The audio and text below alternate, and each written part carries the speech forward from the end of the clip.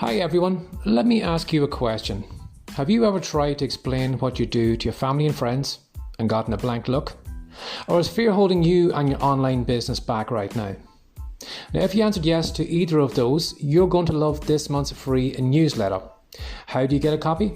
Head on over to writecom.com now. And by the way, if you want to make more money with your online business, you are going to love our coffee bean money making idea inside. So head over to Writecom, that's WRITECOME.com, and you'll find the newsletter waiting for you over there.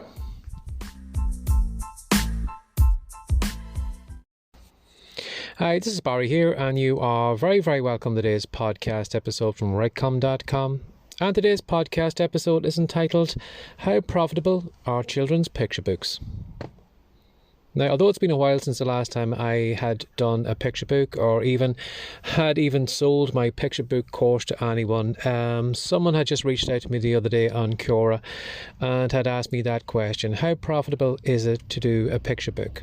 Now, I'm sure there's many people, I don't know if there's many people on this podcast who create picture books, but I'm sure there are some people who are maybe thinking of going down that route because I see a lot of videos on TikTok of all these people saying, that you can create some passive income by creating picture books or by creating colour books or planners and all those different things. And I'm sure you probably can.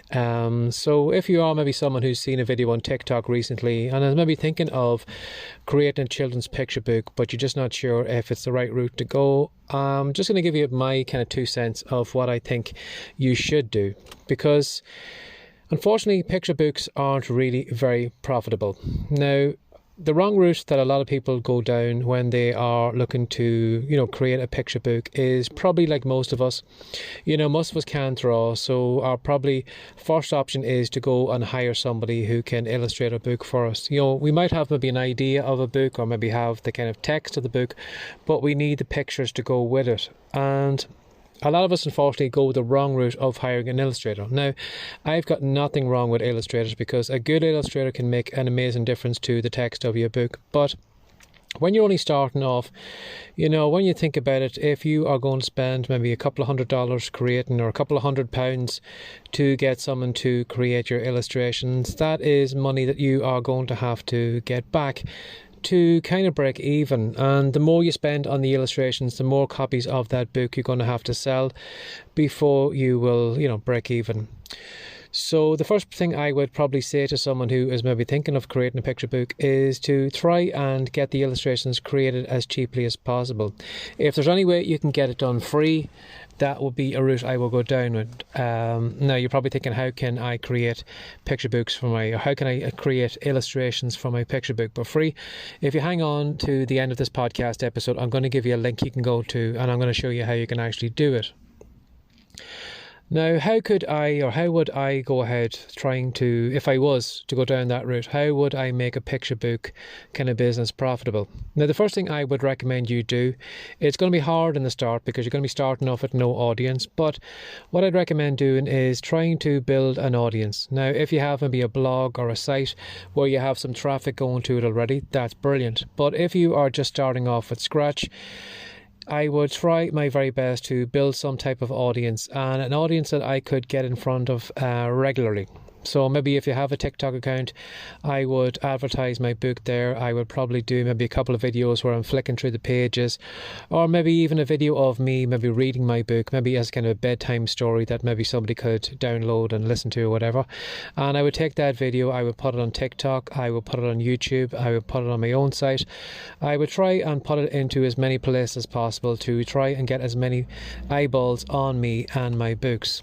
Now, another thing I would try to do is I would try to get a lot of those listeners and readers onto an email list. Try and get them to subscribe, maybe for a free copy of your book, or maybe another book that you have created, and try and get them on your email list. So if you have an email list, it's really, really stands to your advantage, because when you've got maybe book 2 coming out or book 3 or whatever, when you're on the verge of releasing that book, you can let your audience know that it's on the way out, and then you can get maybe some book reviews, maybe for Amazon, or you can get some pre-sales to get the kind of ball rolling. Sometimes if you are maybe selling your books on Amazon, it does help sometimes if you kind of get the ball rolling and try and sell as many copies on the first couple of days, so that Amazon sees that people are buying that book, and then the algorithm kind of kicks into place, and then Amazon then would help you kind of sell more books. So if you are trying to do it, I would try and build an audience that you control, and the best option is probably to have an email list, so you can email them whenever your book is coming out. And finally, I would say to you, if you have some illustrations, see maybe is there any way maybe you could use those illustrations outside your book, because some kids' book illustrations would look really great on probably a lot of different mediums that maybe you mightn't have a thought of doing. So for example, maybe could you take your illustration from your book and maybe put it on the front of a t-shirt? Could you put it on maybe a coffee cup? Could you maybe put it on one of those kind of large kind of wall canvases you see sometimes maybe in a kid's room? Could you put your illustrations on that? Could you put them on maybe bedspreads and things like that? Now you're probably saying, well, how the hell do I do all of that? Well, if you want to maybe go to a site like Redbubble, that's REDBUBBLE, or if you go to any of those print on demand websites, what you can do is you can take your illustrations and your images, and then you can simply just upload it to the site, and then you can actually create a little store on that site where you can sell maybe badges, you can sell maybe shower curtains, bedspreads, notebooks, backpacks, t-shirts. You can do it all in one go. So that would be something else I would probably, if I was going to try to make my business as profitable as possible, is maybe take my illustrations outside my book and, try and create something like that.